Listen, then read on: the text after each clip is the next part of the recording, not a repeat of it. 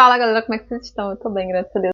Meu nome é Ana Paula Araújo e vim falar com vocês hoje sobre este livro, A Biblioteca das Histórias Não Contadas, da Gabriela Campos. E eu comecei a ler esse livro para um clube de leitura, não conhecia, mas eu falei, vamos tentar, né? Comecei e não gostei muito. Caraca, que livro diferente. Né? Começou de um jeito e já pulou para uma outra parte, eu não entendi muito bem no início. Mas persisti porque eu não tenho que chegar até o final, né? Às vezes isso é um defeito, mas em muitos casos é uma qualidade. Ele foi lançado em 2026, agora, né, esse ano. O que esse livro fala, né? Por que ele é tão diferente? E eu gostei muito, achei extremamente original a história. Ela começa com uma história que você não entende muito bem, como se fosse uma fantasia, né? Tem a personagem, a vilã, e tem uma situação acontecendo de luta ali, elas precisam fugir, aquela coisa toda, e de repente ela cai num local. É só a personagem principal. E ela cai numa biblioteca. E ela tá lá, ela cai, tem um monte de livro, um monte de prateleira, a biblioteca é enorme.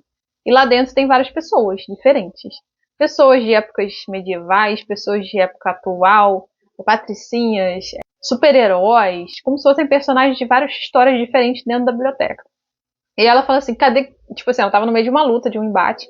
E ela fala assim, cadê as pessoas? Cadê fulano? Quem pegou o meu dragão? Ela tinha um dragão, né? A história que ela estava era uma fantasia. E lá dentro ela começa a descobrir várias coisas dessa biblioteca, né? Tipo assim, quem que eu sou? O que eu tô fazendo aqui? Por que essas pessoas estranhas, com essas roupas estranhas?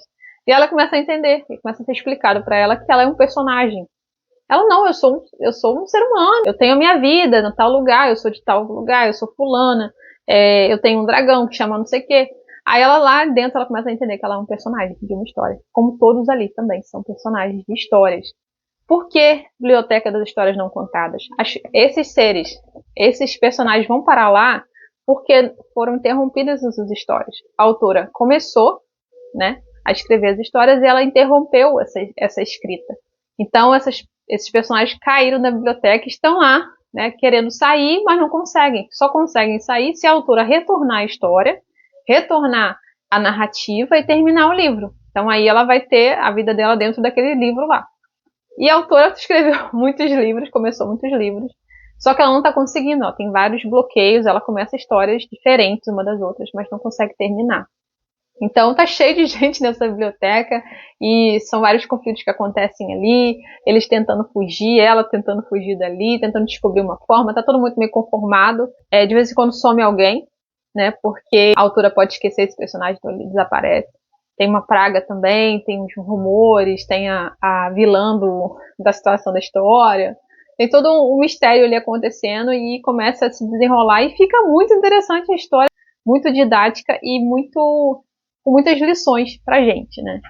E ele é uma ficção cristã, mas não fala do evangelho de forma explícita, não fala de versículo, de Deus e tudo mais, mas você consegue subentender aí, como vários tipos de ficção cristã também. Nem todos vão falar explicitamente, mas vão trazer dentro do contexto ali os ensinamentos, a moral, o testemunho, mas de forma mais sutil, mais lúdica, né? Esse é um livro desses. E o livro vai tratar muito de propósito, de identidade, sabe? Sobre a questão do personagem, né? Quem você é, quem escreveu a sua história, a quem você vai sujeitar, você que vai tentar escrever a sua história, tem umas situações assim no livro, ou você vai deixar o autor escolher, sabe? O autor, sabe? Então, tipo assim, são várias analogias interessantíssimas que vai se desenvolvendo no decorrer do livro, que fazem a gente refletir muito sobre a nossa própria vida, né? Do poder das histórias, né, na nossa mente, no lúdico, no nosso dia a dia, como isso é importante. Jesus veio, né, trazendo várias parábolas, várias histórias, né, boa parte delas eram só ilustrações ali para fazer o povo entender o que estava acontecendo, o que ia acontecer, né, entender os seus próprios problemas, os seus próprios pecados. Então, assim, como hoje também é importante a gente se utilizar das histórias para algo benéfico, né, que pode nos ajudar e nos influenciar de formas muito, muito positivas, né? E esse é o marcador de página, achei muito bonito. Diferente, ficou bem bonito.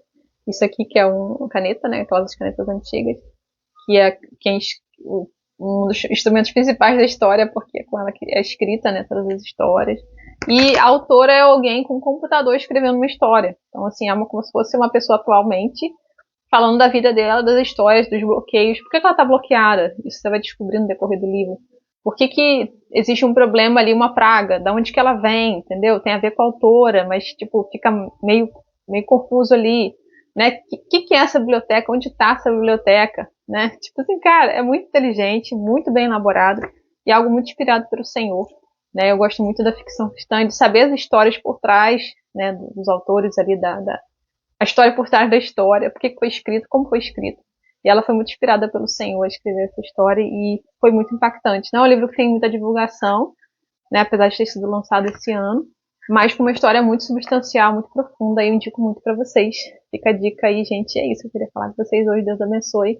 Vou fazer uma playlist aqui com os reviews de ficção cristã, porque vale muito a pena. Eu gosto muito e tenho sempre compartilhado com vocês, mas é algo que ainda tem potencial para crescer bastante. Né? Muitas pessoas não conhecem ainda e eu me apaixonei tem pouco tempo e estou completamente apaixonada. Se eu pudesse, eu leria toda hora, mas não dá, né? Tem outra coisa para ler, tem a vida para fluir, mas toda vez que eu leio, sou muito edificada.